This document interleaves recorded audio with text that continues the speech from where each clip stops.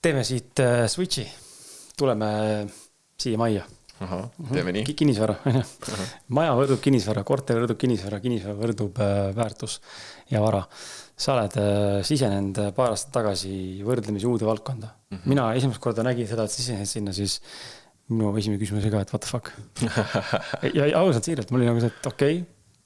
No, ei olnud nagu hukkamõistu, aga nagu oli aru saamata, et kus nagu siuke shift nüüd, nagu kinnisvarana, et ja mul on tunne, et paljud võib-olla kogevad seda, et kinnisvara on üks näide, ma arvan, teine võib-olla selline, mis ma olen märganud, on kui kellestki saab terapeut või coach, on ju, nagu et see on coach või, okei.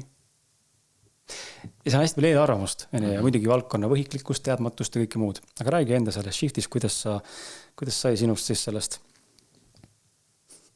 eelnevast Toomasest, kuidas siis sai sinust nüüd kinnisvara kuru? No kuruks ma ennast täna veel ei pea, aga kindlasti sinna poole olen teel. Ja see lugu algas, võib-olla on, ütleme, seal on palju eellugusid, millesse võib-olla nii täpselt ei süübi, aga mu ema oli ja on tänaseni, ta oli seal, ta pidi ka ühe korteri kinni, pidi maha müüma, kui olid siin koroona ajal igasugused ettevõtte muutused, siis tema on tänaseks hetkeks mitme kinnisvara omanik ja pakub lühiajalist majutusteenust ja see tema mõtteviis, miks kinnisvarasse investeerida, on minusse ka siis nii-öelda nende aastate jooksul vaikselt nagu imbunud.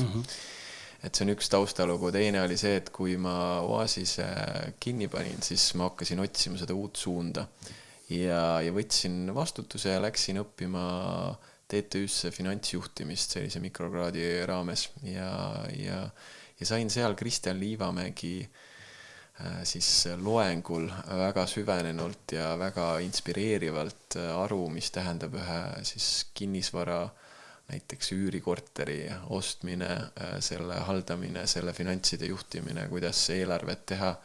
Ja see kuidagi pani mind vaatlema seda instrumenti, seda investeerimise instrumenti. Ja sealt kuidagi see mõte hakkas vaikselt idanema, kuniks siis ühel hetkel minu trennikaaslane, isegi 2 tükki oli neid seal, kes siis olid maaklerid ja ühega siis lihtsalt vestlust. Nii-öelda seal mängude vahel ajades siis tekkis selline kinnisvara teemaline vestlus ja sealt hakkas siis järgmine asi idanema, kust ma siis jõudsin üks partnerisse. Ja ma olen nagu mõelnud enne, kui ma sinna tööle läksin, et miks ma siis lähen, et seda 2-3 kuud oli sellist mõttepausi justkui või sellist mõtteaega. Ja tekkis selline suurem, kaugem äratundmine endast kui investorist. Ja ma olen ikka mõelnud ennast kui startup investorist, kes investeerib väga riskantsetesse projektidesse ja ettevõtetesse. Siis kinnisvara on jällegi see, kus saab seda portfelli hajutada. Et kinnisvara on väga palju turvalisem kui enamus teisi investeeringu valdkondi. Ja seetõttu minu kui investori selline sisemine põlemine läks uuesti käima. Ja sain aru, et okei, see on üks motivatsioon küll, et mul praegu hetkel raha ei ole, mida investeerida.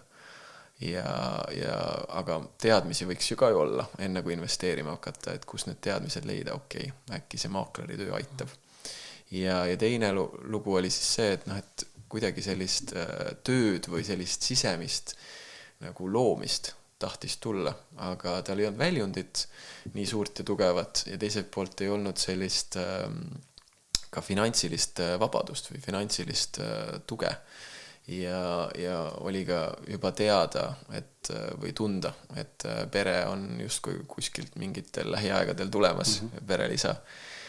Mitte isegi teada, aga võib-olla selline tunnetuslik. Ja siis saigi see otsus tehtud, et maaklerina on võimalik olla hea pereisa, partner, kui ka siis tegelikult tuua sellist finantsilist teadmist ja finantsilist küllust siis oma perele, et luua parimat ja sellist siis sügavat ja mitmetahulist kogemuslikku elu ja seetõttu sai siis maakleri teekond ette võetud ja ja nüüd ma olen tänaseks üle aasta tegutsenud üks partneris ja kohe, kui ma millegisse investeerin oma energiat, siis ma võtan ikka täiega ette ja vaatan sellise nagu uue pilguga, et olen saanud sealt väga hea sellise baasi ja olen sinna ehitanud siis juurde enda olemuse pealt, mis on see tulevikumaakleri töö ja mis on see nii-öelda uuenduslik suund ja pool, mida ma siis võiksin vallata ja mida ma juba valdan, et kus on mu tugevused ja need siis sinna ühte komplekti pannes on tore olla märgatud ka ettevõtte poolt ja seetõttu selline kindlus on olemas, et valdkond on õige ja siit ma tulen järgmised aastad. Ma arvan, et paljud tahavad teada saada ja ma ise ka olen üks nendest, kes aeg-ajalt mõtleb selle peale ja kinnisvara ei ole ainuke valdkond, aga neid valdkondi on veel. On see hea raha siis või? Kui me räägime nagu puhtalt töökoha perspektiivist lähtuvalt, sul on enamus tasus, ma kujutan ette, tulemuspõhine. Mingi võib-olla fiksbaas on. Fiksbaas ei ole. Okei, no seda enam on, ta on 100% tulemuspõhine, et inimesena, kes läheb, kuna ma olen ka mõelnud minna ausalt ja ma olen isegi kunagi liitusin selle Remaks või? Jah, isegi noorena, see oli ikka enne nagu sõjaväeperioodi või peale vahetut sõjaväeperioodi, sõjaväes ei käinud, aga ma mäletan selle ajal muidugi otsisin 18-19 aastasen ennast ja liitusin ja pidin minema, aga siis ma sain ka aru sellest, et see nagu miski nagu ei kõnetas ja miski nagu ükkas eemale. Noh, ju ma ei olnud noore poisi võib-olla valmis vastutama sellise asjast, aga tekib küsimus, et on see siis tasuv või?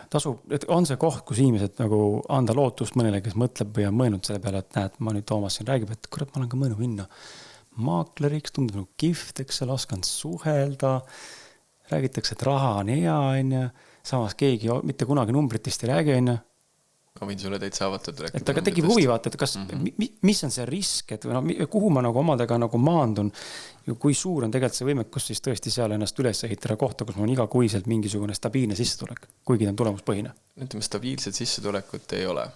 See on kindel ja see on väga suur risk ja selle tõttu paljud alustavad maaklerid lihtsalt kukuvad välja sellest mängust.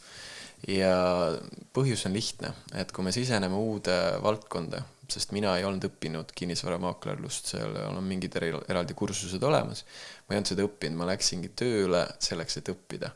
Mul on mentor, mul on tiim, ma saan iga erineva inimese käest tema parimaid tugevusi küsida ja arutada ja istuda maha ja rääkida. Ja näha pealt. Et see on nagu üks suurimaid riske ja selle tõttu on meil selline nagu justkui surve, et kuidas siis luua seda stabiilsust ja seda stabiilsust on võimalik luua, aga see võib-olla ei olegi eraldi siis nii-öelda soov näiteks minul, vaid pigem on see, et luua järjepidevalt, teadlikult, pühendunult tegevusi, sest see on müügitöö. Sa esiteks, ja mis on kõige suurem osa müügitööst, sa pead leidma need inimesed, kes usaldavad sulle oma vara. Kuidas sa nad leiad, tee mida iganes, mine külla, näita säärt, mis iganes, variant on miljon. Ja teine pool on siis see, et sa pead selle vara, mis sa oled siis saanud, kas maha müüma või siis süürile andma. Et see on juba siis palju lihtsam töö tegelikult. Me arvame, et raske töö on see, et ma ei tea, see maja on nii keeruline, kuidas, kes seda tahab osta ja kui hind on õige, aus hind, täpselt selle nende kõikide vigade ja plussidega, turuväärtusega balansis, siis on ostja olemas kas või nädala pärast. Aga mida tahavad omanikud? Nad tahavad ikkagi natuke rohkem raha saada selleks, et investeerida. Neil on ikkagi emotsionaalselt tugevam side selle kohaga ja nad arvavad, et see on nüüd palju parem, see on minu vanaisa pärandatud, see on mu ema on siin elanud, mul on siin, ise olen elanud, kogenud, teinud, ma olen ise värvinud kõik need asjad. Aga tegelikult uus inimene vaatab lihtsalt neutraalse pilguga. Täpselt, ja tema jaoks seda emotsionaalset asja ei ole, mis tõttu tihti on need turuväärtuse hinnad olust madalamad kui omanike soovid ja eeldused. Siis teine pool on see, et sellesse valdkonda sisenedes see õppe nii-öelda kurv või see protsess võtab aega selline. Minu puhul oli esimesse tehingusse, ma jõudsin ütleme 3 kuu pealt, aga see oli selline pooleldi tehing ja teise kolleegiga, siis päris oma tehing oli 7. kuu pealt täpselt, et 7 kuud läks aega selleks, et ma saaksin esimese tehingu saaksin esimese asja notarisse viidud ja pärast saaksin arve esitada. Ehk siis ka selline lisapüant siin juures, et sa pead olema ettevõtja.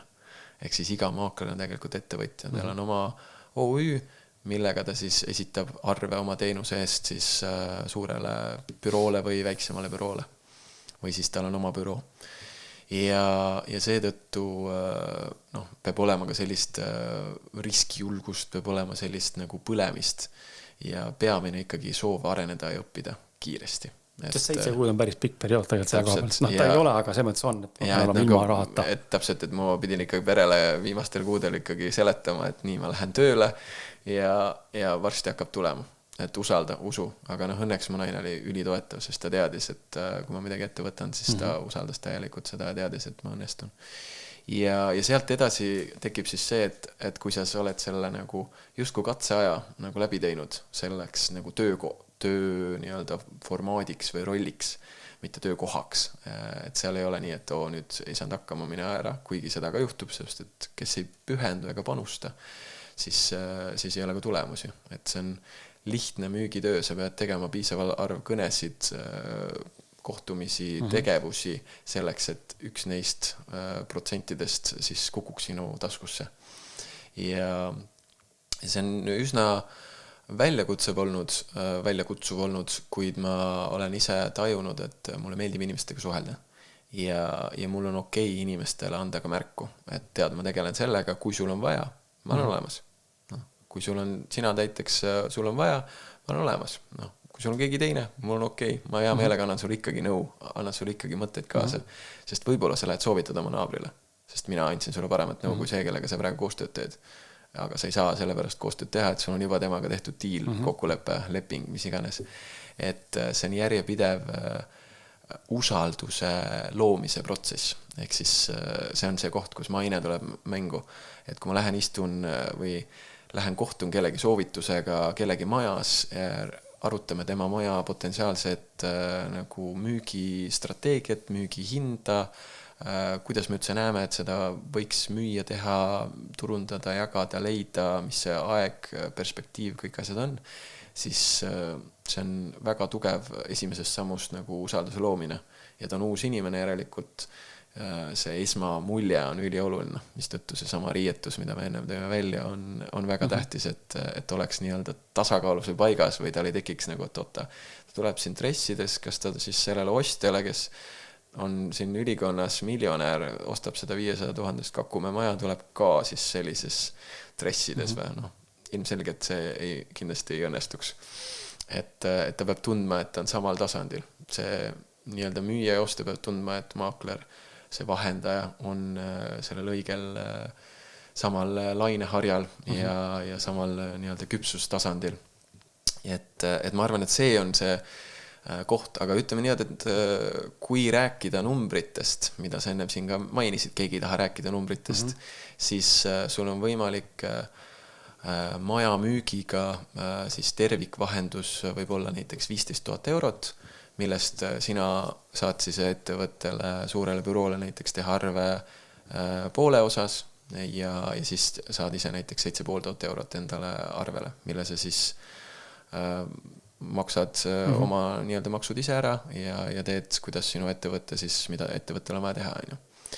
Ja see on nii-öelda üks näide, aga see maja müügiprotsess võib olla, osad on müünud 12 kuud, aga ütleme selline 3 kuud on, ütleme niimoodi tavaliselt miinimum, et korterit ma olen müünud nädala aega. Sellest hetkest, kui ma üles panen kuni selle hetkeni, et mul on esmane nii-öelda raha kontol, mis on siis see broneerimistasu. Et see võib-olla näitab sellist nagu müügitsüklite aega, mis tähendab, et sa pead ise välja arutama, kuidas kuupõhine nagu tasustamine käib, ehk siis tuleb ka võtta järjest selliseid erinevaid asju sisse, et ei saa mõelda, et ma müün ainult kallid maju. Et sa pead müüma ka seda või tegema ka üüritootlust, kus sul on kohal 3 nädalaga, sul on raha käes. Või 2 nädalaga, sul on nädal aega inimene olemas, maksab sulle kohe raha arvele ära või sellele ettevõttele selle üüriarve eest nii-öelda vahendustasu ja olemas on ju. et see on selles mõttes selline siuke strateegiline kompamine. Just, ja see on, ma arvan, oluline, aga mida ma näen maakleruse turul on see, et enamus maaklerid on selline nagu poole kohaga, et maaklerid on tuhandeid ja see tähendab seda, et siis sa oledki seal nagu 1-2 objektiga midagi teed, kui midagi tuleb, siis teed, et mina ja palju mu kolleegid on ikkagi sellised, et me oleme hommikust õhtuni, ütleme normaalse tööajaga, meile meeldib olla oma perega ja me naudime selliseid erinevaid muid väärtuseid samal juures oma elus, mitte ainult töö ei ole põhiline.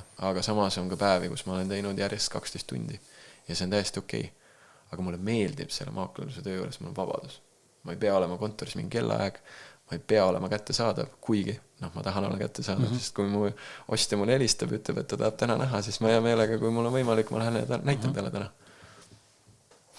Jah, ma arvan, et see on, mida ma arvan, et on võib-olla tõesti, kus need küsimused tekivad ja tekib võib-olla see ebausaldus või nagu, ma ei tea, kas see on sooritamatus või mingi agakoht, kui inimene ei ole ise ettevõtjana enne olnud ega ettevõtluse kokku puutunud, siis on väga raske aru saada sellest, mida tegelikult tuleb üksik ettevõtjana, väike ettevõtjana, olgu siis maaklereris või podcasterina või ma ei tea, oled sa seal mingi muu müügiinimene või kes sitaks on tegelikult teha. Nagu, ja sa vastutad väga palju erinevad asjade eest ja see, ma arvan, et see hirmutab inimest, sest et kui sa ikkagi karjund sellega, et sul on stabiilselt mingite tagumikutundide eest mingi arv tasu on ja siis nüüd on see, et aga ma pean ise nüüd selle leiva nagu lauale tooma.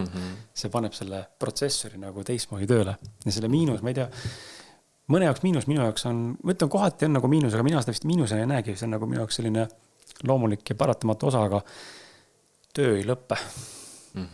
Mul ei ole sa ise kirjutad ka. To-do-list ei saa kunagi täis tehtud. Ja ei ole fikseeritud tööaegasid ka ja kui nädalavahetus, siis see tähendab seda, et ma alati chillin, vaid ma teen ka nädalavahetustel tööasju. On ta siis digitöö, mõnikord salvestan, on mingi kohtumised. Et see töö ettevõtjana ei lõppe. Sa võid ise fikseerida, aga siis hakkad ennast väga nagu piirama. Mõne mõttes see ettevõtjaks olemine ja kinnisvaras ka kindlasti see voolavus ja selline spontaansus, struktureeritus samas nagu täiesti struktuurivaba on niisugune asi, millega lihtsalt peab arvestama, kui seda natuke võib-olla suuremalt ja laiemalt teha kui lihtsalt fix. Aga mulle jälle näiteks meeldib, et ma saan mõni hommik olla oma kalli naisega ja süüa hommikust hilist hommikusööki, sest ei pea jooksma täpselt, et ei ole sellised kellaaegasid või et ma saan võtta pikki nädalavahetusi. Mul ei ole vaja kellegi ära küsida, et ma nüüd neljapäeval lähen varem ära või reedel ei tule üldse. Või esmaspäeval tulen hiljem. Et see justkui on minu jaoks ülioluline. Mõne jaoks on see turvalisus ja kindlus niivõrd tähtsad, siis minu jaoks on see vabadus. Ja seda ma väga hindan. Ja, aga ma siinkohal ei tee etteheited nendele, kes käivad tööl. Ma ise otsin, tegelikult ise ka täna otsin ettevõtjana kõrvalt tööd ja ma olen tegelikult valmis panustama, sest ma täna tunnen, et mul on käes etapp, kus ma tahan natukene saada turvalisemat ja võib-olla natuke stabiilsemalt, kui ma olen suutnud ise seda täna teha mõneks ajaks või võib-olla pikemaks ajaks, et ma nagu ei tee seda maha, et aga iga asi omal ajal, aga kindlasti ettevõtjaks olemine kasvatab siin. Ma arvan, et kasvatab natuke rohkem. Kindlasti neid kohti, millest peab läbi minema. On nii palju, et olles ise turundaja, raamatupidaja. Ja keegi ütle sulle, et Toomas, see on ära teha. Vaid sa pead endale ütlema, Toomas, täna pead tegema seda. Ma ei viitsi. Siis ei viitsi, siis jääb tegemata. Aga keegi sust ära ka ei tee seda. Täpselt. Et see on siuke enese distsipliini koht mõne mõttes. Paneb ohkama, et tegid siin ohke ja tegelikult tuleb teha ka teavitustööd taustal, on ju? Jaa, absoluutselt. Mis meil tegelikult toimub siin? Et kes on, enne kui ma ütlen, mis toimub, siis kes on tähelepanelikum, see tegelikult märkab teatud eelnevate sekundite ja eelnevate minutite jooksul ja nüüd siit hetkest alates muutunud seisundid selles ruumis. Teadusseisund on muutunud. Et mitte ainult teadusseisund, aga ruumi füüsiline olek on ka kindlasti midagi teistmoodi, sest minu meelest oli laual meil siin mingid purgid toona ja tasse vist rohkem ja aga vahepeal käis ka see koristaja üle. Jah, koristaja üle ja mul kadus habe ära siukse katiga, et ma ajasin siis vahepeal habe maha, aga mitte siis saate ajast, vaid kus mina ka? Et me ajasime siis habe maha üksteisel, aga mitte siis nagu siin samas, vaid meil on siin nüüd nädal aega vist natuke, umbes nädal aega on pausi on ju. Juhtus äpardus, see video, mis sa nüüd vaatad sellest hetkest praegu siin nüüd, on järelkorduv salvestus ja eelnev 50 minutit, mis sa vaatasid, on siis tehtud üldse teises ajajärgus nädal varem meie nii-öelda versioonidena. Mis ongi päris huvitav, et on aeg olnud settida, sest ka mina olen tundnud, et see eelnev vestlus ja mingid osad, mida ma seal nii-öelda teises pooles jagasin, on saanud mingisuguse uue hingamise ja, et kuidagi nagu mingid korrelatsioonid ja mingid täpsustused, nii et mul on hea meel, et kes sa oled siiamaani jõudnud selle saate kuulamise ja vaatamisega, et siis nüüd saad topeltkäigu veel. Saad kogeda paremat versiooni. Just.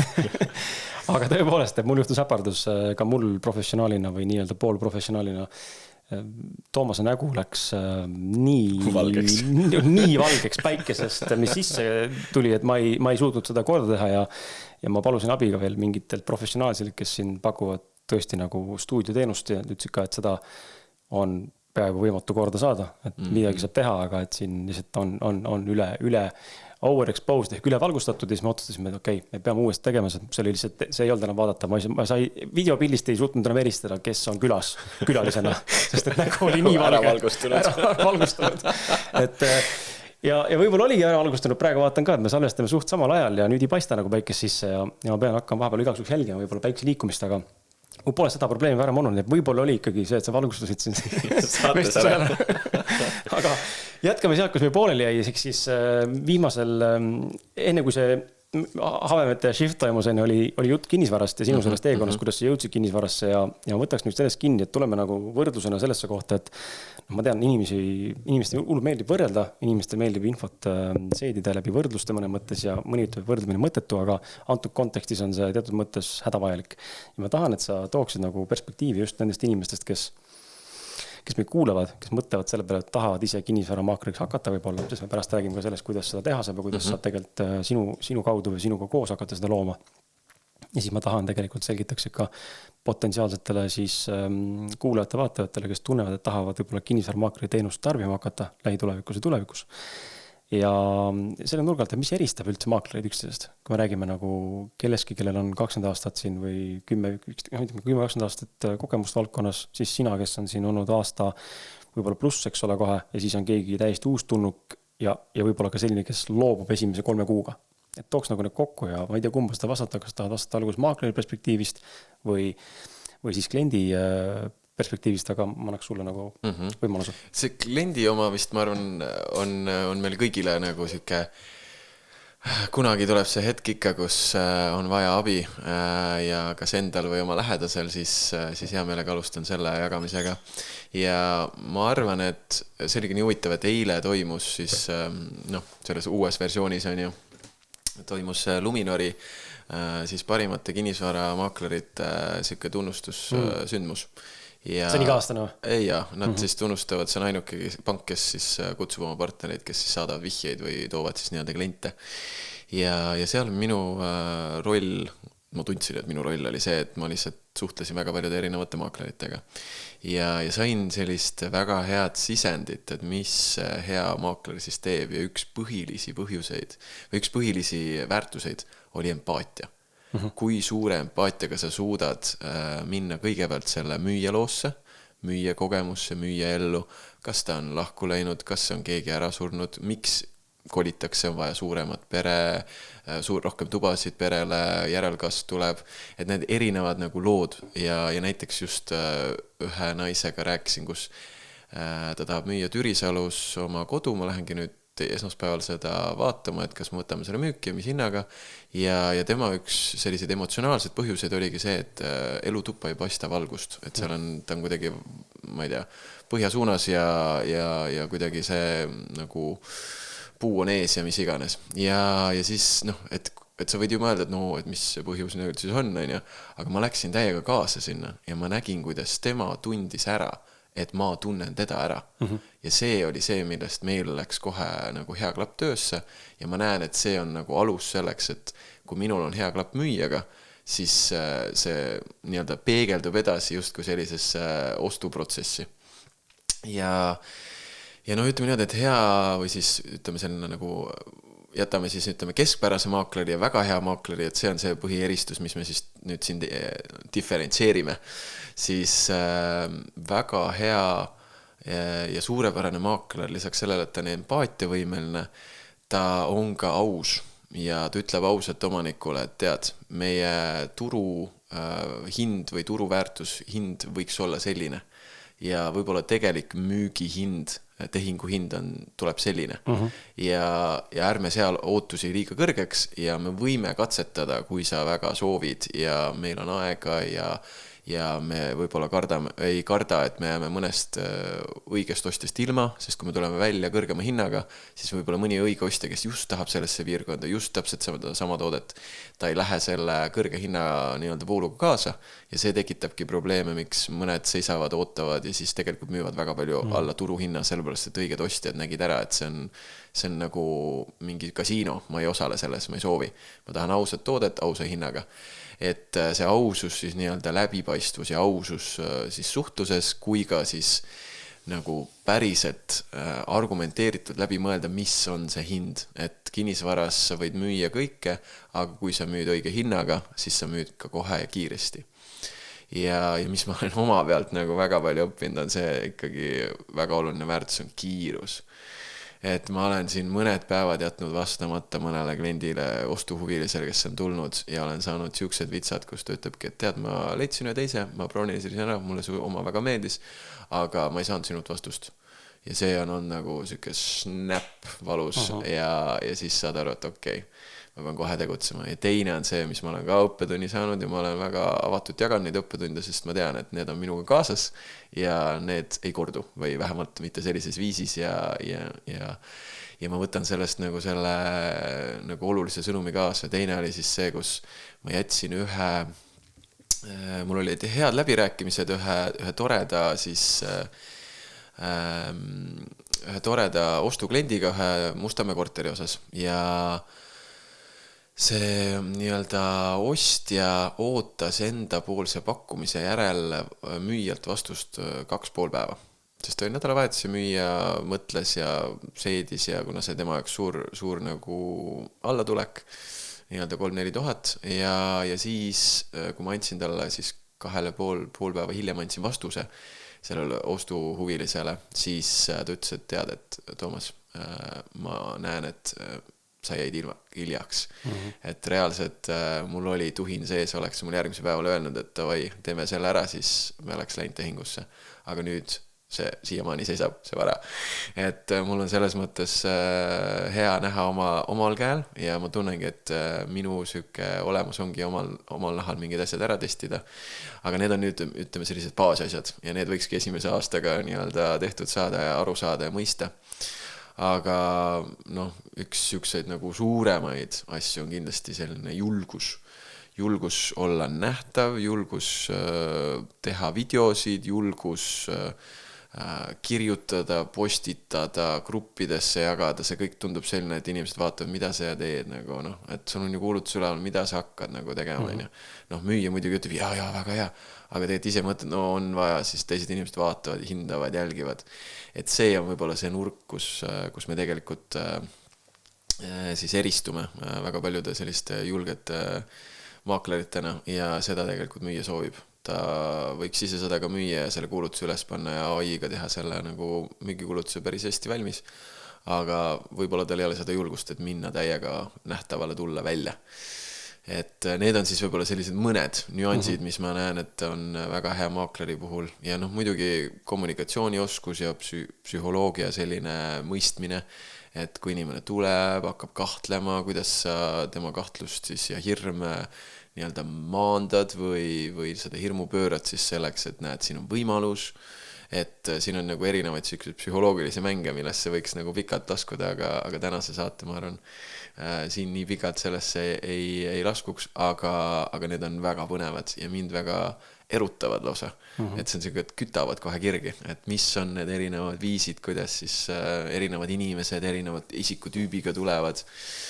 Et see on, ma arvan, väga tähtis ka, mis nagu eristab sellise tavalise, kes lihtsalt on võtmehoidja ja lihtsalt näitab ja seletab kõike seda, mis tegelikult on juba kirjas põhimõtteliselt. Võib-olla näitab mõnda mõnda puudust, mida ei taha kulutusse panna, aga see on ka kõik.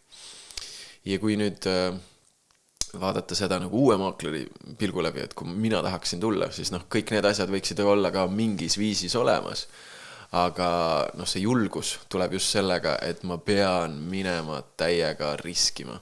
Sest minu esimene tehing oli küll kolleegiga 3. kuul, aga noh, kui kolleegi oleks puhkusele läinud ja mulle ühte või kahte objekti, nii-öelda ühte üüriobjekti ja müügiobjekti andnud, nii-öelda vahepeal nagu tegutseda, millest ma viisin siis tehingusse, siis mul on järgmine reaalne enda leitud siis klient, müüja ja siis leitud ostja tuli alles 6. kuul ja notar oli 7. kuu alguses, mis tähendab seda, et selle maani ma tegelikult oleks istunud 0 eurot taskus ja panustanud, ma ei tea, 20-30 tundi nädalas, on ju.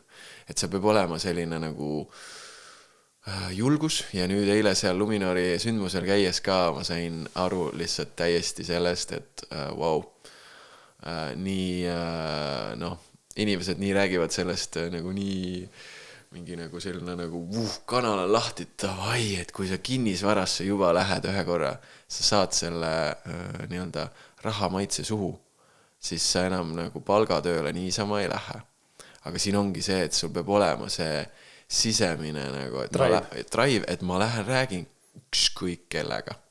See tunne peab sees olema ja kui sa oled valmis, sest ma võin rääkida presidendiga hetk, saada mulle sisse, ma hakkan ta intervjueerima selles mõttes.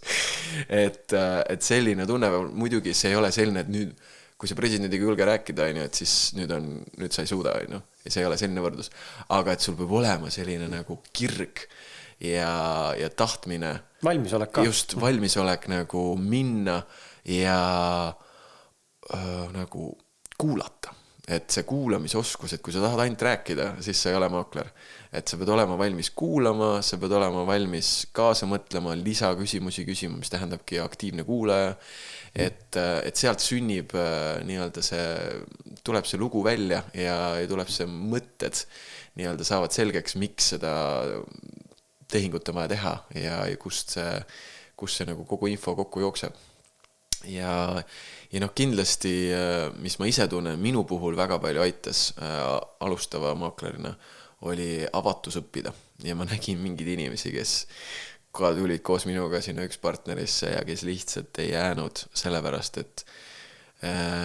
et sa näed, kuidas ta on juba nagu selline, et ta on midagi elus korda teinud, midagi saavutanud, midagi on ja tal on juba selline nagu sülg sürgu ja mina tean. Ja sa näed, et tal ei ole seda avatust, et keegi, kes on täiesti nagu tema jaoks suvaline inimene, mingi teine kolleeg, seletab sulle midagi, siis sa vaatad, joo, ma tean, umbes joo, või sa oled mingi, okei, väga põnev, räägi lähemalt, kuidas sellega, aga siis, kui juhtub selline asi, et sa mõtled taga kaasa ja sa oled valmis nagu, sa oled õpilase rolli lähed. Et isegi, kui sa oled 30-40 aastat vana, sa lähed jälle sinna õpipoisi rolli ja ma tunnen, et ma olengi õpipoiss, ma käin vaatan niimoodi alt üles inimestele. Aga siis järgmine hetk oled sa aasta juba vana ja inimesed vaatavad sulle alt üles, sest wow, sa oled nii palju õppinud, sa oled nii palju loonud, sa oled nii palju saavutanud juba.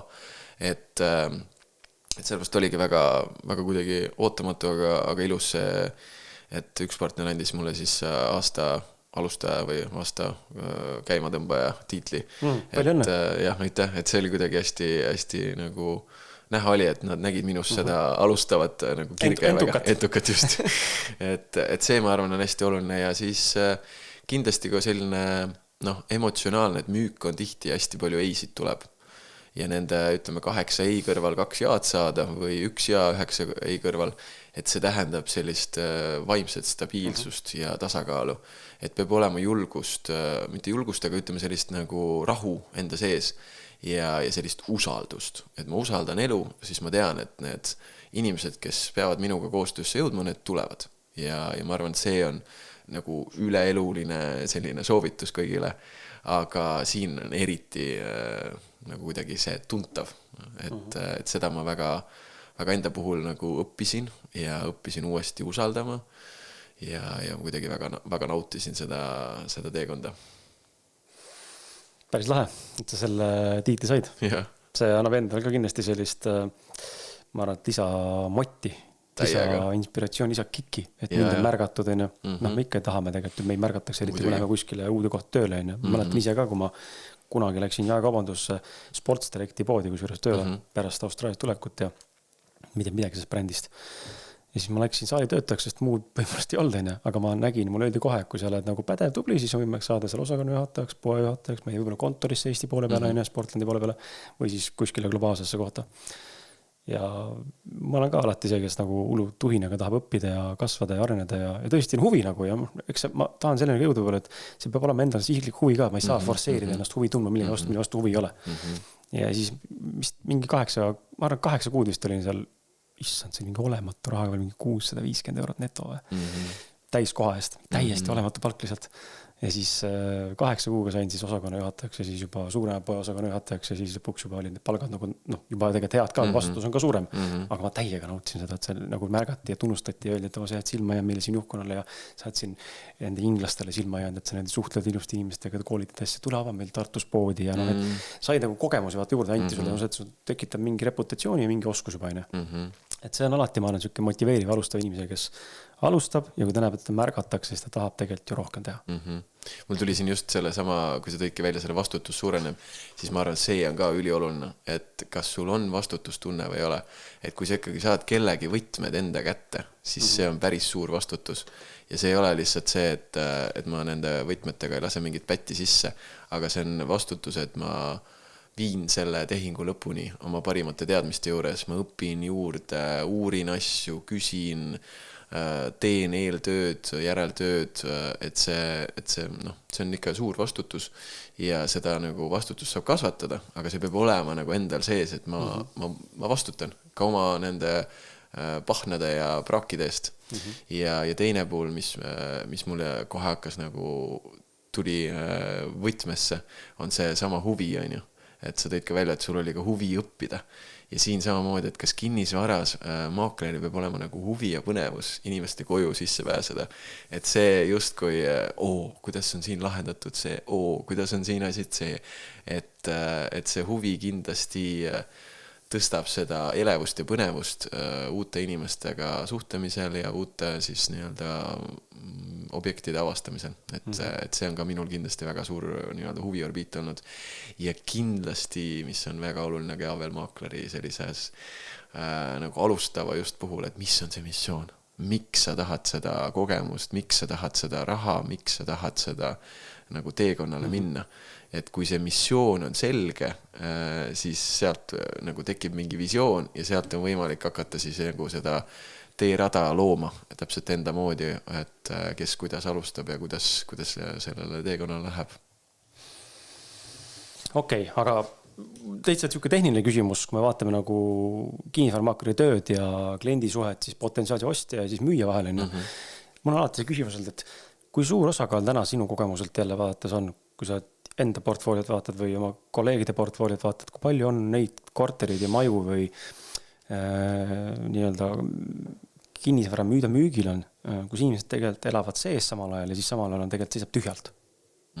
Ja kui mulle tundub alati nagu selline hull keeruline logistika, et a la, et ma ei tea, sa helistab mulle lambist täna hommikul kell 10, oletame, et ma muidugi oma oletan, ma ei tea protsessi. Et tšau, kuule, täna tahaks tulla keegi vaatama, kas saab. Ma olen siin, ma ei tea, pool paljas, asjad on laial, et elan nagu sees, mis on mõnes täiesti normaalne. Aga riided see on üks kiiresti selge, aga võib-olla sa ei jõua nii kiiresti koristada. Või asju ilusamaks teha, apiilsemaks, kuidas see nagu protsess välja näeb? No ütleme, siin on hea nagu kokkuleppele jõuda ja ma olen müünud ka mitmeid varasid, kus näiteks üks keeruline vara oli selline, kus me läksime müügiprotsessi ja me teadsime, et me läheme natuke kõrgema hinnaga, mõni tuhat pärast kõrgemal kui turuväärtus ja me võtsime üürilised sisse, et see seisaks tühjalt, et ei peaks kommunaale peale maksma, et pigem nagu teeniks ikkagi tulu omanikule ja see on väga okei. Aga me ei jõudnud selle üürilisega sellisele kokkuleppele, et me saame käia mitu korda nädalas ja tema sai aru, et ainult ühel korral nädalast 2 tundi ta eraldab selleks ajaks, kui saab tulla. Aga 1 kord nädalas 2-tunnine plokk ei sobi väga paljudele et seal on nii palju erinevaid põhjuseid, kes on peredega, neil on täpselt kellaajalised kohustused ja värgid, särgid. Et see oli nagu keeruline ja siis pidin umbes nädal aega ette broneerima, ütleme kas see või see ja noh, väga keeruline, aga saime hakkama ja ilusti müüsime ära ja väga tore ostja oli. Aga ütleme laiemalt vaadates, see on ikkagi kokkulepe siis müüjaga, et kuidas seda protsessi nagu ette valmistada, et kas või nii-öelda, kuidas seda kommunikatsiooni ette valmistada, et näiteks on see mingisugune päev ette, 2 päeva ette, noh üle 2 päeva ei ole väga optimaalne, sellepärast et inimene ikkagi tahab tunda, et ta saab nüüd täna või homme või ülehomme tulla. Et kui sa ütled, ma saan nädala aja pärast, nagu mul see oli ühe kaupmehe korteriga, siis natuke ebamugav ja inimesed mitmed ütlesid, et okei, vaatan siis, kas mul selleks ajaks on ka veel huvi, aga mul on vaja ette juba teada, et broneerida see aeg. Et selles mõttes natuke siuke naljakas situatsioon.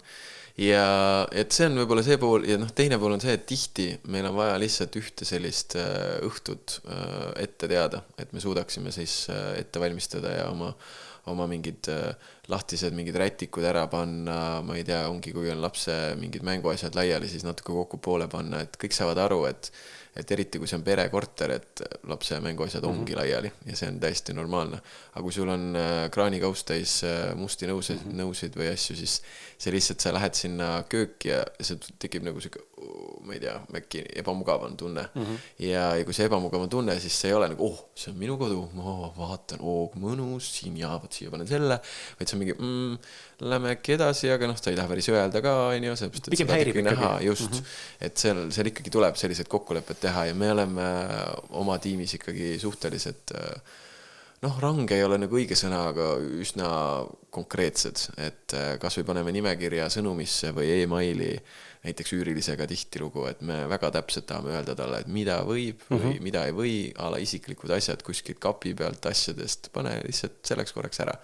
Ja see toetab väga palju, sest inimene tahab, et piltide peal niikuinii on need asjad ära. Aga kui sa tuled siia ja vaatad, et kõik on asju täis, siis sa ei kujuta ennast ette seal elamas nagu kellegi teise asjade sees. Aga kui seal on tühi, siis sa juba kujutad, siia panen oma lillekese, siia panen taimekese, siia panen mingi selle asja. Et sul tekib nagu see oma ruumi tunnetus. Nii et ma arvan, see on oluline. Make sense. Ma arvan, natuke võib-olla läheb see kokku ka selle poolega, et kui sa kutsud nagu sõpru külla või lähed sõpradele külla, siis noh, mul on ka, kui salvestused tulevad, siis ma üritan teha nagu enam-vähem nagu soliidseks.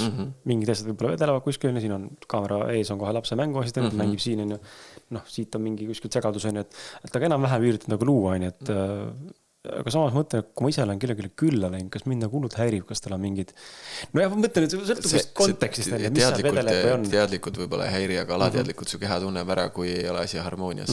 Ja kui sa pead tegema sellise suure otsuse, et sa midagi ostad või üürid, et siis see nagu väikesed sellised mõjutused võivad väga palju väga saatuslikuks saada. Ja selle tõttu meie maakleritena üritame või mitte ürita, või teemegi nii, et see ruum oleks võimalikult klaar, harmooniline ja pigem, et kui tekivad mingid küsimused, siis need ei ole seotud konkreetselt selle nagu objektiga, vaid see on, ma ei tea, kas mu bussi hakkab käima või et kas mu laps saab siit lasteaeda, siis sa aitad tal kaasa mõelda. Muu olme logistika. Just mingid nagu muud teemad või ma ei tea, ma ei saa äkki pangalaenu või mul äkki see hind ei sobi või ei tule täis, on ju.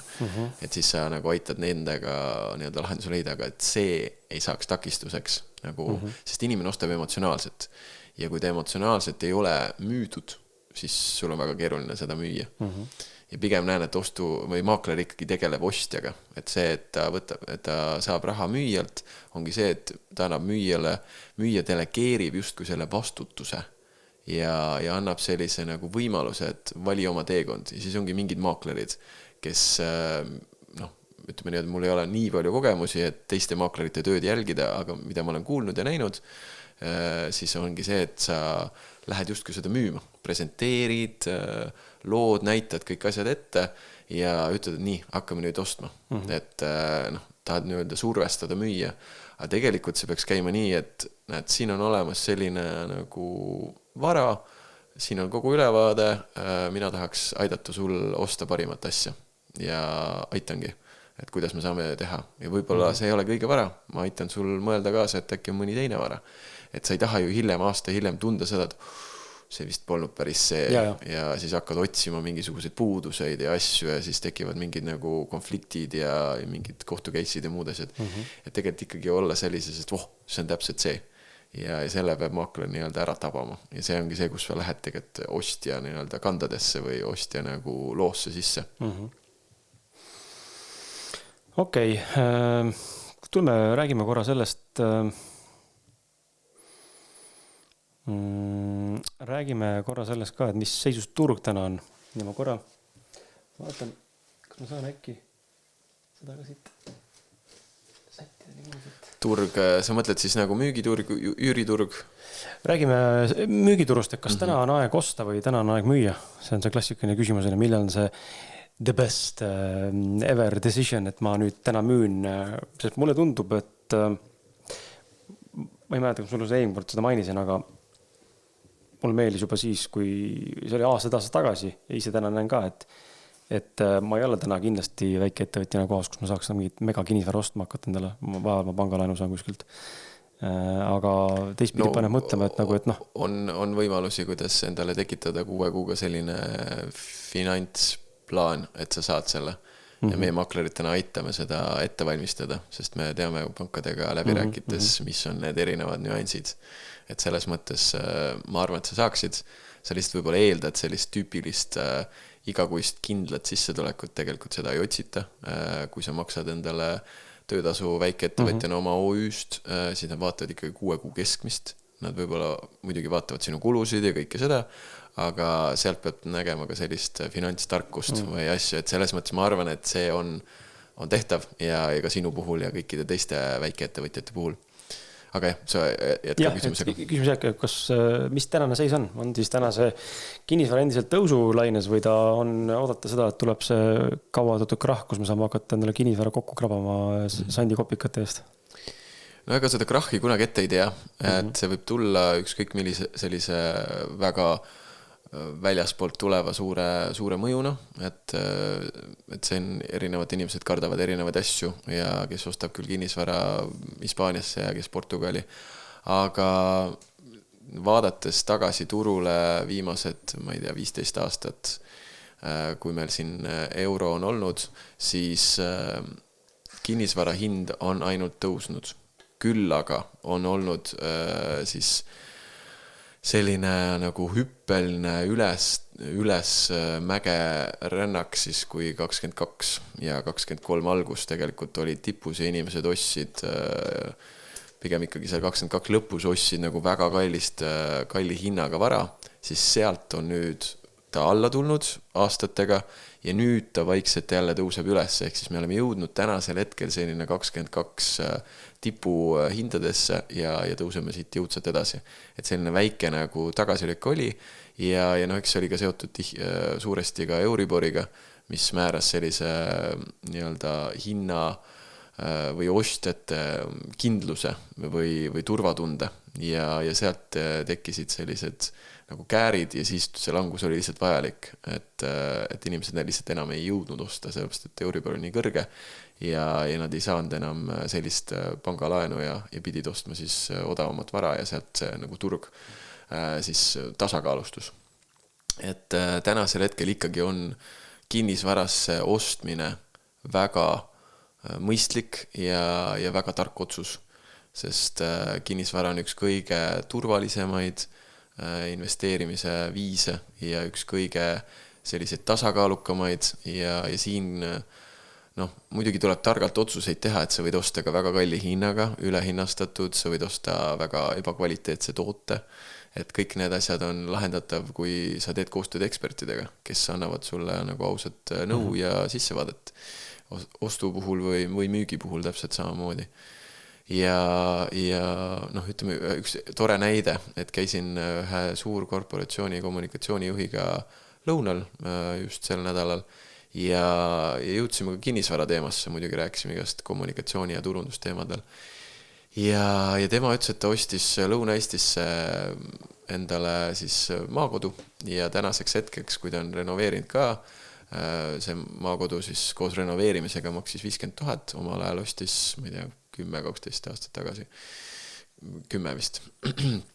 Ja siis nüüd tänasega hetkel see on 3 korda see väärtus tõusnud, et see näitab lihtsalt seda, et see võib-olla see väärtuse tõus ei ole aastatega selline nagu 20%, 30%, aga ta võib mingi hetk teha nagu suure hüppe ja ilmselt ta ei tee suurt langust, mis tõttu ta ongi see turvaline variant, sest see nõudlus on kogu aeg olemas, jätkuv ja pigem on see, kus uusarenduste hinnad mingi hetk peavad natukene nagu allapoole tulema, sest lihtsalt seda klienti ei ole nii palju, kes jõuaks selliseid kallima otsa kortereid ja ridaelamuid ja maju osta.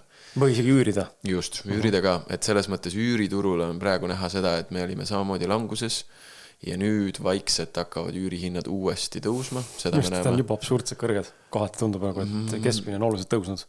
Jah, no ütleme, millega sa võrdled ja see on võib-olla ka, ütleme nii, et meie näeme mingit sissevaadet ja me teame, milliste hindadega on võimalik ka neid asju kaubelda. Et muidugi sa lähed proovima esimesel korral, ma ei tea, 600-ga ja tegelikult hind, mida me teame, on 550. Siis hakkad sealt alla tulema või siis ootad ja äkki keegi näkkab, on ju. Et sealt võib tekkida päris suur nagu hüpe sellest, et see hind võibki tunduda, et nii palju on tõusnud, aga tegelikult nii-öelda tehingusse minnakse teise hinnaga. Mis tuvitas see, et huvitav, kui paindlikud ollakse nagu selle juures, et üks müük, aga üürihindade puhul, et kui paindlikud inimesed tegelikult on omanikena valmis vastu tulema, seal räägime reaalselt võib-olla, ütleme suurusjärgus, kui siin võtame mingi 3-toalise korteri kuskil, nimetame asukoht, nimetagi, ütleme korralik renoveeritud korter, ma ei tea, 60-70 ruutu, need on niisuguse 8-9 sotti tunduvad alatine. Ja kui palju sealt tegelikult on võimalik päris alla tulla, enne kui inimene ütleb, et kuule, puhku jalga vaata. No see väga sõltub sellest, milline on toode ja kui palju seal on huvilisi. Kas tal endal on pangalaen sellega seoses ka? Kui ta on välja ostetud juba, siis tal on ilmselt võib-olla lihtsam sellega vastu tulla tegelikult. Kindlasti võib olla see mõjutav faktor, aga ütleme nii, et meie konkreetselt vaatame omaniku vara väga sellise nurga alt, et kui kiiresti on võimalik seda välja anda ja mis hinna eest. Ehk siis, kui me paneme näiteks selle 900-ga välja ja meil nädal aega ühtegi huvilist ei ole, siis on hind kindlasti vale. Sest üüriturul on kogu aeg inimesed, kes otsivad. Et see on väga aktiivne turg. Järelikult me näiteks võtame hinna alla 875, vaatame, kas keegi tuleb. Ei tule, paneme 850, hakkasid mingid esimesed tulema. Järelikult me puudutasime seda õiget nii-öelda ausa hinna, mulle meeldib seda öelda, ausa hinna nagu punkti on ju, või turuväärtuse õiglast hinda on ju. Ja siis sealt edasi saabki vaadata, et kas tuleb mitu huvilist, siis saame võib-olla tõusta 860 peale, 875 peale tagasi, või siis on üks huviline, kes kindlalt tahab, teised ei ole nagu, ei tea, on ju, siin ei ole päris see, on ju, siis lähmegi teema 850-ga. Et see ikkagi turuaktiivsus või kiire, või ütleme selline nagu nõudlus konkreetselt määrab selle hinna. Ja selle tõttu on üsna lihtne näha, et kas see hind on üle või alla. Ja siis muidugi, mis me maakleritena nagu põhiline töö on ikkagi siis selekteerida see õige inimene.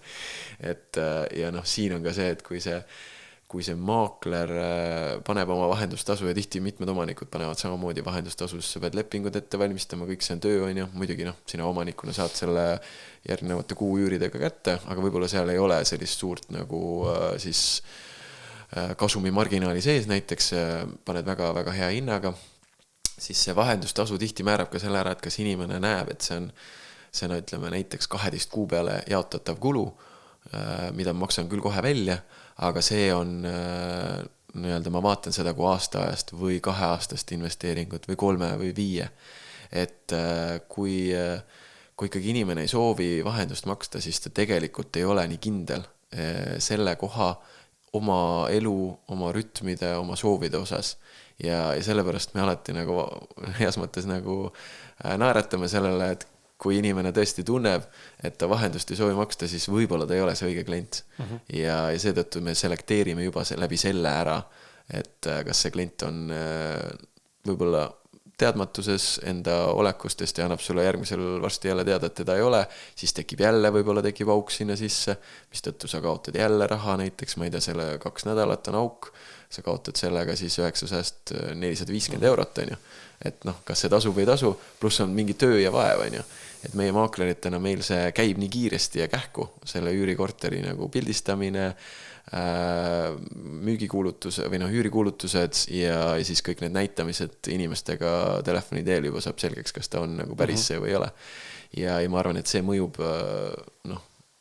turvalisemalt ka paljudele huvilistele, kes tegelikult saavad läbi vahendaja sellist nagu ausat infot, sest tihti müüja ikkagi proovib näidata endast nagu parimat külge. Meie muidugi tahame ka oma tugevusi näidata selle vara puhul, aga me ikkagi oleme hästi ausad, sest me saame aru, et kui me ei ole ausad, siis see on ka selline kulutuli, mis levib, et kuule, vaata, see maakler räägib mulle kärbseid pähe, aga tegelikult on jumala pask toode.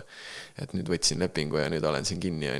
Et müügi puhul saad veel nagu varjatud puudused ja muud asjad, aga üüri puhul see on ikkagi natuke keerulisem nende nii-öelda öelda, et maakler ütles seda, et tegelikult siin ei ole ju mõned, soovib, et ei tule, maakler ütles, et tuleb, on ju.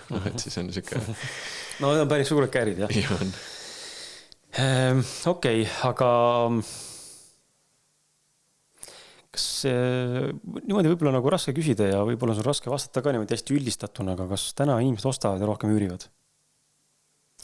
Jah, see on keeruline küsimus, aga me näeme järjest seda, et inimesed ikkagi teadlikkus on tõusnud selle osas, et panga tingimused on täna niivõrd siis sellised soojad, ei ole võib-olla õige sõna, aga niivõrd nagu toetavad, et oma vara soetada, kui on veel selline nagu püsiv sissetulek, ei ole lihtsalt mingisugused juhutööd, siis on see ikkagi investeering, mis teda ei võeta muidugi investeeringuna nii-öelda investeerimise maailmas, aga tegelikult on ikkagi selline investeerimine ja meie näeme, et see teadlikkus on tõusnud ja selle tõttu inimeste soovid ja ootused ikkagi pangalaenuga enda vara võtta on päris tõusnud.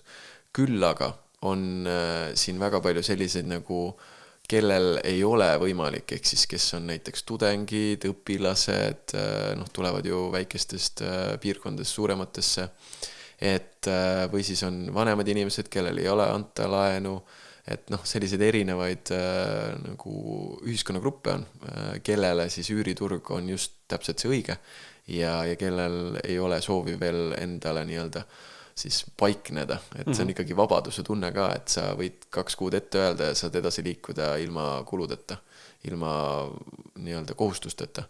Et minna kas välismaale või kolida teise linna või piirkonda või et see on nagu vabadus, et siis selles mõttes kaalukausil on päris mitmeid erinevaid nagu olulisi aspekte, aga kindlasti see teadlikkus on nii palju tõusnud, et me maakleritel näeme ka, et väga palju on neid omanikke, kes on juba saanud nagu seda teadlikkust, mis tähendab hea nii-öelda müügikuulutus ja näeme, kuidas nad ise on järjest targemad müüjad.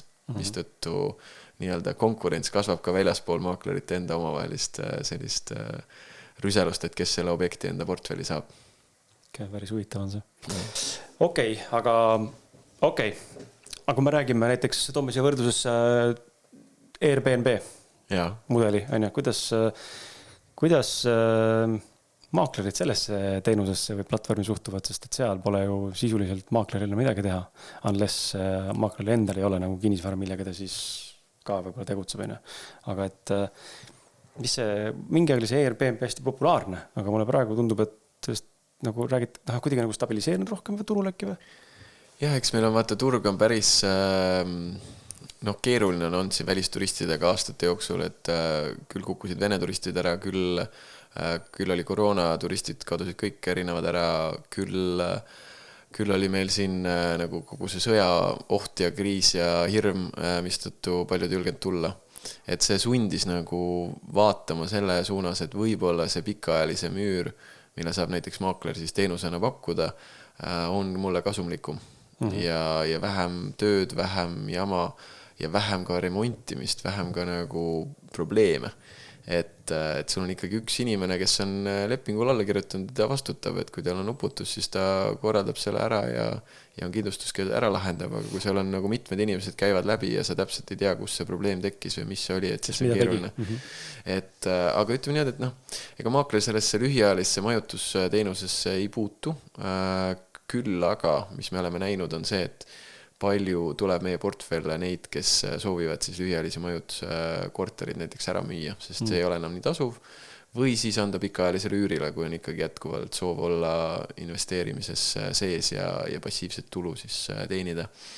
Ja teine pool on võib-olla see, et siin on ka sellised kompromisse või kombosid, et sul ongi septembri algusest annad pikaajalisele üürile ja ütledki, et mai lõpuni, no näiteks Pärnus on see hästi aktiivne, et seal vist ei olegi korterid väga, kus suvel on sul mingisugune võimalus siis pikaajaliselt nagu üürida. Et seal lähevad enamus siis lühiajalist üüridesse või siis mingisugustesse kellegi nii-öelda Airbnb nii-öelda portfelli, kes siis majandab. Et see on võib-olla selline mõned nagu juhtumid, mida ma tean, kus on see toiminud ja töötanud, aga ta kindlasti on nagu jah, ta ei ole enam nii suur nagu hüpe või nii suur nagu wow ja turg on suhteliselt üleküllastunud ka, et need hinnad ei ole enam sellised, et wow, nüüd ma teenin nagu täiega raha, et sul on ikkagi koristajatasud on päris krõvedad, sul on haldustasud päris krõvedad ja tihti me nagu investeerimise puhul ei hinda ja ei väärtusta iseenda aega. Ja olles ise ka ühe Airbnb vastutav korter siis seal Pelgu linnas, et ka väga lähedal vanalinnale ja kõik see, siis ma nagu ikka kahtlen ja mõtlen, et kas ma võtan selle ühe õhtu kliendi vastu, kelle järel ma pean siis koristama, kellel võtmed ma pean jätma ja kogu selle pulli nagu läbi tegema, et kas see on nagu väärt minu energiat ja aega. Et siis ma tegin ükskord kokkuleppe, et pigem lasta olla seal rohkem tühi kui rohkem täis ja ma pean rohkem tööd tegema väikse raha eest, et ma usun, et teistel on sarnased nagu tunded ja kogemused, et ikkagi me peame valima, kuhu ma oma seda eluenergiat anname ja kuhu suunas me mingi asja nagu käima lükkame. Olen alati mõelnud, et juba kihvt oleks Airbnb inimestele pakkuda välja, et kuulge, et noh, sealt võib leida pärleid, vaata, mida saab nii-öelda, et seal on päeva hind, aga ma pakun välja, kuule, ma tuleks pikaajalise üürnikuna sinu korterisse Airbnb platvormi. Ja. Aga mulle tundub, et nad ei ole väga nagu olnud avatud, kui ma olen ise. Ma olen katsetanud kunagi, kui ma otsisin, enne kui ma siia tulin, siis mulle ka väga ei vastatud selle peale. Oli siuke nagu, et pigem mitte, vaata, et ei ole huvitatud või ei vasta üldse. Et aga tundub siuke hea pärli koht, et seal on teinekord tõesti nagu jumala kihvte korterid, mida muidu nagu kinnisvaraturul üldse ei tulegi. Või siis on tõesti liiguvad niimoodi, et ega kinnisvara on samamoodi nagu liiguvad autod.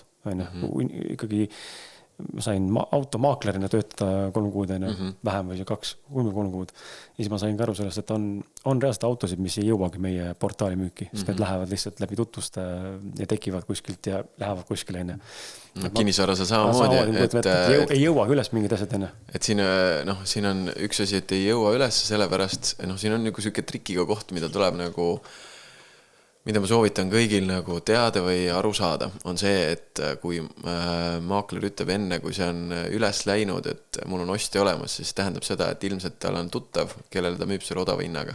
Või siis on näiteks selline teine trikk, et paneme kõrge hinna ja siis näitame, et sellega ei lähe, tõmbame siit jõudsat alla ja tegelikult läheme sellest turupin, näiteks ma ei tea, maja 440 000 ja vaata üldse ühtegi huvilist ei ole, kuu aega on üleval olnud, et hind on ikka väga vale, paneme 399, tegelikult hind on 420, paned 420, juba tulevad õiged huvilised, võib-olla 415 lähed tehingusse, aga sina müüd 399-ga, paned selle müüki ja siis tuleb sul, sõber tuleb nii-öelda, on ju maakler ja tegelikult läheb võib-olla kaubaks 385, 389 ja tegelikult sa kaotad nagu 15 plus 11, 26 eurot, 26 000 eurot. Et see on nagu selline, selliseid inimesi liigub meil ja ma olen kuulnud ja ikka maaklerid räägivad sellest, eks keegi ei taha rääkida nagu nimeliselt, aga lihtsalt tuleb olla ettevaatlik, et neid on ja mulle näiteks üks pärandikorter oli, kus omanik ei teadnud hinda, ütles mulle, et sina ütle mulle hind, mina nagu heas usus ja aus inimene ütlesin talle päris hinna ja selle hind läks veel ülesse, aga mul tuli üks huviline, kes oli flippi ja ütles, et tead, Toomas, et anna see korter mulle, ma annan sulle tonna nagu sullis, nagu lisaks. ja siis ma olin nagu oot, kas see on nagu päriselt altkäemaks ma olin korra nagu ehmunud nagu oot, päriselt. Ja siis ma ilusasti ütlesin talle jah, et mina tegutsen ausatel kokkulepetel ja läbipaistvat ja ma ei soovi seda sinu tasu vastu võtta, sest ma analüüsin kõiki pakkujaid ja kui on mitu huvitatud, siis me lähme hinnas ülespool oksjon. Ja ülespool oksjon ongi tegelikult tõusvas, aga seda kuidagi nimetatakse ülespoole ka. Et sest oksjon on ka vahest kinnisvaras selline, et nagu kaubeldakse allapoole, kes vähem alla kaupleb nii-öelda, et siis saab endale ja siis me läksimegi ülesse ja võitiski see sama nagu tüüp, kes pakkus mulle altkäemaksu, aga me läksime ikkagi hinnas ülesse ja tema nagu ausalt võitiski, et teine pakkuja siis kolmas juba ennem kukkus välja, aga teine pakkuja siis ütles, et ta praegu sellega rohkem ei tule, et kui hind jääb selline, nagu ta viimati pakkus, ta võtab, aga siis teine pakkus üle ja sai selle endale. Et selles mõttes selliseid juhtumeid on ka enda nahal kogetud. Päris lahe.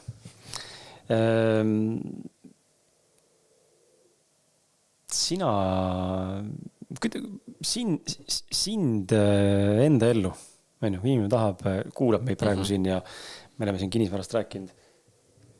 Siuke tunnikene võib-olla, et kui inimene kuulab, mõtleb selle peale, et okei, ma tahan ka. Ja kuidas ta sinu abi saab? Kuidas ta sinu toel saab hakata kinnisvarasse üldse astuma või kuidas ta peaks lähtuma sellest valdkonnast või on see üldse võimalik või ma tean, sa mainisid enne seda ka, et sa ehitad oma tiimi ja sa võtsid inimesi juurde, kellega hakata koos seda enda nimelist mini-impeeriumi vaikselt pihta ehitama, kes sind toetavad ja koos ehitama ja koos laienema, koos tegema. Sa juba lood midagi huvitavat. Jah, et räägi korra sellest, et mis see võimalus nagu on ja mida see nagu tähendab, kui tullakse nagu sinuga koos teekonnale või miks üldse teha seda niimoodi kellega koos, miks mitte tulla üksi pusima? No üksi pusima on selles mõttes väga keeruline, et sul ei ole esiteks eeskujusid, keda mul on olnud ja mul on nendest nagu väga mitmed erinevad kolleegi, kes on mulle, ta teeb seda niimoodi, ta suhtleb niimoodi, tal on mingid sellised tugevused, ta teeb süsteeme, loob niimoodi. Tal on sellised nagu, ma ei tea, rituaalid või sellised nagu tegevused enne mingid näitamisi või enne mingid pildistamisi. Et see, ma arvan, tiimitöö on see, mis loob selle päris nagu tervikkogemuse, sest maaklerina sa pead õppima väga palju erinevaid nüansse ja hea on näha erinevaid inimesi töötamas. Sest kui võtta ainult üks inimene, siis tema teeb oma käekirja moodi ja võib-olla sa saad inspiratsiooni ja väga hea nagu eeskuju, aga ta ei ole terviklik, sest ta on enda moodi. Mina ei ole ka terviklik. Keegi ütleb, et nii ma tahan Toomas saada nagu sina, siis ma ütlen, et ei ole mõtet, sest sina oled kõige parem sina.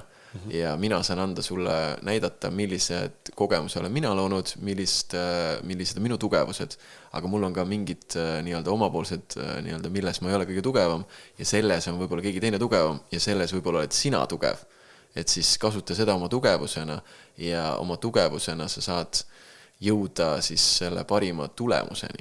Et seetõttu ma usun ja näen, et tulles näiteks minu tiimi on minu nagu siuke suur südamesoov just see, et anda inimesele sellist inspiratsiooni ja sellist tugevat julgust ja minekut ja peab olema mingisugused baasteadmised, nii-öelda tegevused, mida peab järjest tegema ja seal tuleb olla järjepidev, et see on selle nii-öelda alustava maakleri põhikoht, kus inimesed kaovad ära, et kui sul ikkagi ei ole 2 kuuga ühtegi objekti ja sa mõtled, et pekki nagu ma ei sobi siia, siis see on esimene takistus, mis tuleb lihtsalt läbi minna, üle saada sellest ja mõista, et 2 kuuga inimesed ei usaldagi mind, see on täiesti loogiline, aga ma ikka lähen edasi ja ma ikka pusin, ma ikka käin kohtumistel, ikka suhtlen, ikka õpin kogu aeg ja nendest tulebki nii-öelda ja see ongi, mis ma ise tundsin, et minul nüüd 2 tiimiliiget, kellega ma saan neid kogemusi jagada, kellel ma saan tuge pakkuda, kaasa mõelda, siis need inimesed on väga tänulikud ja ma näen selle nii-öelda tänu või selle tagasiside valguses, et mul on miski selline, ma olen liider oma olemuselt olnud juba, ma ei tea, kas eluaega, aga siis viimased, nii palju kui ma tean, siis liidri olemus on selline väestav ja võimestav. Et ma lähen käima siis, kui ma näen, et inimene läheb käima ja siis ma otsin seda kohta, neid erinevaid nüansse, neid viise, kuidas inspireerida, kuidas võib-olla sellist motivatsiooni tuua ja seetõttu motivatsiooni äratada, ütleme niimoodi, inimese enda sees peab see tulema. Et seetõttu selline vahepeal ongi nagu juhe on nii koos, aga siis tulebki võtame ka hetke pausi, võtame 1-2 päeva pausi, laseme seal kõigil settida, teeme mingeid muid asju, tuleme uuesti tagasi, võtame selle energia vastu. Et see on väga, see alustamine on väga energeetiline töö iseendaga ja iseenda selliste, ma ei tea, hirmudega, sisemiste takistustega ja seetõttu see on energeetiline töö ja nendega mina tegelen, et see on selline nagu emotsionaalne koht, et see ei ole lihtsalt, et nii hakkame tegema. Siit hommikust õhtuni välja need tegevused, lähme, vaid et see, et kuidas sul täna läheb, kuidas sa täna tunned. Sa ei tunne, et sa tahaks kellegi nagu outreach'i teha. Võib-olla siis võtame mingid, õpime, kuulame, vaatame, teeme mingisuguseid tegevusi koos, nii et sa saad jälgida, sa saad nagu olla oma mõtetes ära või ma ei tea, naistel on näiteks ju tsüklilisuspäevad. Nad ei saa olla iga päev täis nagu laes, nad on nagu mingi nädal on nad omas nagu kookonis, on ju. Mis tähendab seda, et see aeg, võib-olla sa ei taha seda nagu lihtsalt visata, et ma olen kodus keras, aga ma võin õppida, ma võin nagu kuulata, ma võin vaadata, kuidas sa teed kõnesid, kuidas sa suhtled, kuidas sa tegutsed. Ma olen selles jälgivas positsioonis, ma ei ole nagu nii selles nagu sellises tuleenergias, vaid ma olen rahulikus maandatud energias ja vaatan, kuulan. Ja see on võib-olla see koht, kus ma näen, et on oluline, et me ei survesta, ei pingesta, aga samas peab ka seda tegema, et peab olema natuke selline orki, et muidu lihtsalt ei liiguta, et siin on vaja lihtsalt teha tegevusi järjest ära ja mõista seda, et süsteem on oluline, mõista see, et sinu nii-öelda kontaktvõrgustik või inimestega, kellega sa suhted, on oluline luuagi neid suhteid, sest kus tekivad, on ikkagi suhete ja usalduse pealt tekivad need võimalused siis luua koostööd. Ja kui inimene tunneb praegu, et mõtleb, et aga why not? Ma olen mõelnud, tahan, või et ma pole mõelnud, aga praegu hakkasin mõtlema selle peale, kuhu ta kirjutab sulle? Kuhu pöörduda? Toomas.laigu@1partner.ee Paneme neid kirjeldusse kasu, need ilusti need õiged kontaktandmed ja tegelikult alati võib helistada ka, et see number kindlasti läheb ka sinna alla ja see on, ma arvan, kõige parem viis ka, et üks on see, et tunnetada siit täna ära, et kas Toomas on see inimene, kellega ma tahaksin koostööd teha, et see on, ma arvan, baas, ilma ei ole mõtet tulla, võib kuskil mujale minna ja kindlasti kõik võtavad rõõmuga vastu, et see kõigepealt esimesena nagu ära tunnetada ja teine on siis see, et on võimalik siis nagu üks-ühele vestluse läbi aru saada, et kas minu soovid, võimalused, vajadused on sobilikud selleks koostööks või mitte ja siis sealt saab juba järgmised nii-öelda koostöösammud ettevalmistused ette võtta. Nii, et kes ennast vähegi ära on tulnud siin selle tunnise pluss 15 minutise podcasti jooksul, mis praegu siiamaani kestnud juba on ja tunnike sellest on täitunud kinnisvaraga, siis palun, see on sinu võimalus kasutada seda võimalust, need võimalused ongi selleks loodud. Inimesed tuuaksegi saatesse selleks, et sina saaks kasutada neid võimalusi, mida nad pakuvad, siis olgu see siis raha eest või mitte raha eest, aga see on võimalus sul katsetada uut valdkonda, kui sul see huvi olemas on ja oled selle peale mõelnud, siis why not? Kõige tähtsam küsimus, Toomas, kas mina sobiksin kinnisvaramakleriks sinu arvates? Kindlasti sobiksid. Esiteks sul on väga suur kontaktvõrgustik, teiseks sul on selline julgus küsida, sul on julgus vestelda, sa ei karda inimestega suhelda, sul on väga tugeva nähtavuse nii-öelda loodud juba kogemus, sa kindlasti oled oma olemuselt selline empaatiavõimeline, sa kindlasti tunnetad ka energiaid, saad aru erinevatest psühholoogilistest võtetest, käikudest, et ma arvan, et sul on väga tugev baas selleks olemas, nii et kui sa millal iganes tunned, et siin podcasti kõrval võiks ka vahepeal teha natuke müügitööd ja endale siis see suurem eelarve, nagu sa siin enne vahepeal jagasid, taskusse lükata, siis kindlasti võtta ühendust ja loome uued koostöökohad. No väga tore kuulda. Äkki võtangi. Ma olen selle peal mõelnud küll tegelikult. Nüüd siin hilises vanuses ka. Aga siin ei ole nagu vanuselist piirangut. Pigem ongi see, et kas ma olen valmis nagu vanemas eas on tihti see, et ma ei viitsi nagu õppida uusi asju või kuidagi nagu oled nagu siukses mugavuses, et kui sul on näha seda, et sa tahad õppida ja kogu aeg areneda ja kasvada ja julged ka tunnistada, tead, mul siin tehniline praak oli ja nii edasi, et see nagu see avatus ja ehedus, siis sealt kohalt on väga hea pinnas minna teekonnale. No vot, väga lahe. Nii et võib-olla mõni teist saab siis koos Krisiga ja minuga ühes tiimis olla. võib-olla, ma hakkasin midagi ära lubama, aga võib-olla.